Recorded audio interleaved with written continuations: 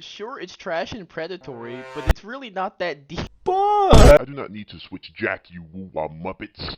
Insufferable. Another gotcha drama channel to block. Hello guys, pretty much what I'm going to be talking about this time is I want to talk a little bit about the reason why a lot of Genshin fans seem to blindly defend their game, despite the obvious bad things that Hoyo has been doing when we're talking about HP inflation, pay-to-win tactics, and just overall bad quality of life changes. I got a lot of comments on the recent 2 videos I uploaded. Most of them were very supportive, but a couple of them, I did get a couple of Genshin fan comments. Some of those Genshin fan comments were actually pretty good, right? Explaining either why they genuinely like Genshin more, still like playing the game, mainly story-related reasons are the reasons for that. Since if you enjoy gacha, but you can't run Wuthering Waves, that's valid, right? You're gonna play Genshin, no problem.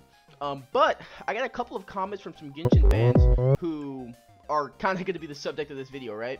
Now, I've noticed a trend with Genshin fans. I, as an ex-Genshin fan, was able to see the comparison of Genshin and Wuthering Waves, for example, and notice, hey, this game's a lot better. This game seems to care a lot more about my time. Genshin doesn't really care about your time that much here, right? You're working a really bad job, right? And you usually get 1 day off, but every couple of weeks, you get 2 days off instead. So you usually should be getting 2 days off anyway. That's what any normal job gives off.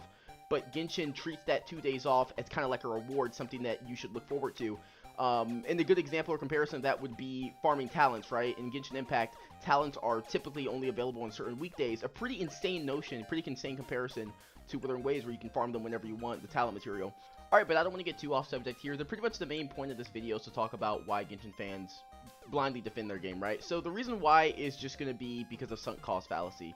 The sunk cost fallacy pretty much is when you dedicate a lot of time to something, so you spend a lot of time on something, maybe a lot of money on something, and you feel like if you stop doing it or stop participating in it, you will have wasted all that time. And this is a really dangerous thing, and it plagues not just Genshin, but a lot of other games. I used to play a lot of League of Legends. I got really high elo in League of Legends. Near Grandmaster, maybe like 1 or 2 games off, and I was thinking that despite myself not enjoying the game anymore, I would keep playing it. But I am telling you, this is the worst thing you can do. Like, when I quit League of Legends, it felt like a weight shackles. It felt like when Rock Lee took his weights off, but if they were like 300 times heavier. It felt like I was free finally. Like, actually free. True freedom. The game was such a bad part of my life, and it stressed me out so much. And I'm not saying that Genshin's the same, but honestly, it might be for some people, because I swear some of the things that they're doing are just pure torture, and they are trying to torture you.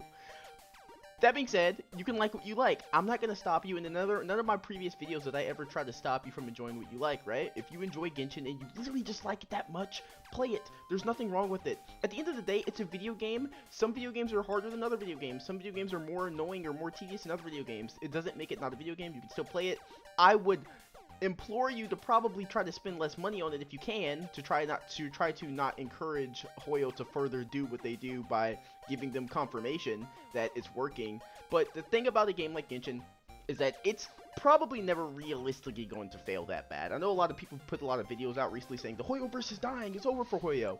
I don't really think Genshin's ever really going to fail, honestly, because there's too many loyal fans, too many people who will put up with anything they do. But I do think, or I at least hope, that enough fans at a certain point say, hey, Hoyo, there are other things out there like Wuthering Waves that are a lot more competitive right now. Putting out a big fight on like and increasing the standards of like your average gacha. We kind of need to keep up, right? So it'll kind of like hopefully shape the market, and maybe it'll make them try a little bit harder, because it's not over for Genshin. I know a lot of fans think that the game is limited by a game engine. Guys, they are a multi-billion-dollar company. If they had an issue like that, they could just fix it. A lot of people think that they couldn't fix things like this, or it's just how it is, and you know, you have to stick to brand loyalty. You really don't. You really don't, because the company's not loyal to you. You have no reason to be loyal to them. My whole point is that instead of trying to like reacting to like quote-unquote Genshin hate or controversy or any type of discussion about the game with like anger and defense, just try and think about it a little bit, right? Where do you think I'm coming from? I played the game before. What angle do you think I'm trying to take? Do I really just hate Genshin so much? Am I trying to am I trying to freaking Kuro shill out for my not very high amount of subscribers I have right now, right? No, I genuinely just think the game is worse, right? And I don't think it's terrible or an unplayable game by any means. It's just worse, and that's fine. And also, look at my Brant, by the way. 100,000 damage. Guys, we're locking in. We're trying really hard to practice, trying to get the combos better. I really want to get the Brant Lupa team to get another. I'm going off topic, by the way, because I want to talk to the Wuthering Waves people. I want to get this team to have Galbrina on it because she's fusion. And I was like, okay, if she works with them really well, that could be cool. I know she's heavy attack damage. Nobody on this team buffs heavy attack damage. Exactly, but I'm just thinking the fusion buff from like Lupa should be enough, right? Probably, I hope so. I'm gonna try and pull Galbrina and her weapon as like my main goal. I really like Iuno. I'm going to abstain from it. I'm gonna try not to pull Iuno. I have to avoid it because while I like Iuno, I don't know her entire kit. I don't really know if she would help my team. And this is like a crazy tangent, I know. But I just want to talk about this, right? I'm trying to make 2 teams for Tower of Adversity. Guys, I don't know how to play the game that well. I'm trying to learn stuff. I've been grinding really hard, but I'm kind of having trouble getting a second team. And I was talking with people in the comment section about it. I just don't know exactly, like, what team is best, right? So, I know, like, there's certain things. So, Mordefi, right? At first, I was trying, like, Mordefi, Lupa, Brant. Mordefi buffs heavy attacks on his outro. I know Lupa does some heavy attacks, but to my knowledge, I'm pretty sure she's not like actually a heavy attack reliant character. Most of her damage I thought came from her.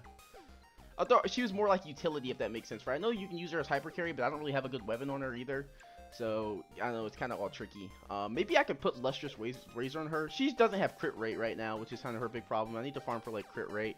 I don't even know if I should maybe go for a crit rate main stat on something just to make up for the fact that she has such bad crit rate right now. I don't know if I have it right now. I think I already default have, like, crit rate main stat on her, but it's still not enough. She's at, like, 27%. Like, she's in Jinshi territory, but Jinshi's better now, by the way. But speaking of which, Jinshi is worse. I know, this is like such a tangent, I know. There's not really that much that needs to be said though, realistically, about the whole like Genshin thing, right? I mean, realistically, like what you like, but don't like lie to me. Don't lie to me, I mean, don't lie, right? Just try to avoid lying, because a lot of disingenuous like made up comments were said by like Genshin fans, or they're just lying, pretending like they played the game. I don't think you have to like be an expert on any game to have an opinion on it. But I do think it's interesting to, like, just claim that you played something when you very clearly haven't, because if you did, there's just no way you would come to that kind of conclusion. But yeah, no. This was kind of a short one. I didn't want to talk too much on this one about, like, the Genshin thing. I really don't even want to talk too much about Genshin in general anymore. But I don't mind it, right? I played the game, so it's fine to talk about it. If anything, I want to talk more about Wuthering Waves. I'm really excited for these new updates. Let me know if you guys are excited for them too. Who are you going to be summoning for? I know 99% of you guys are probably going to say Galbrina. Me too. I know Iuno fans are out there though, but also the guy with the sword, pretty sick too. So I don't know. Let me know. Just gonna kind of this one went off subject for a bit, but yeah. Thanks for watching, and I'll catch you guys in the next one.